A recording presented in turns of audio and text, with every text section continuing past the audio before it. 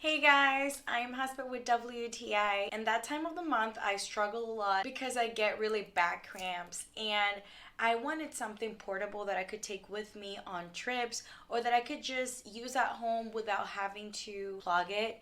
And this portable heating pad from Yeamon has been amazing because I feel so much better when using it. This is basically an electric waist belt device, and it has three heat levels and three massage modes. So it's not only a heating pad, but also a massager. And the fact that it's portable and cordless makes it even cooler because I can take it anywhere. This gets hot really fast. I love how efficient it is, and it has three different vibration modes that give me the perfect massage for when I'm not feeling that well and I need some pampering. It is definitely a convenient device to have at home or to have when traveling. It basically has three massage modes: no interval massage, short interval massage, and long interval massage. So you can choose whatever works for you. In my case, I usually use the short interval massage. With that one, I feel the most comfortable.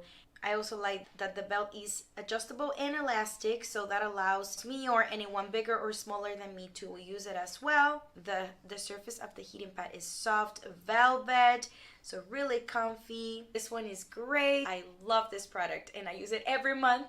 And yeah, that's my point of view.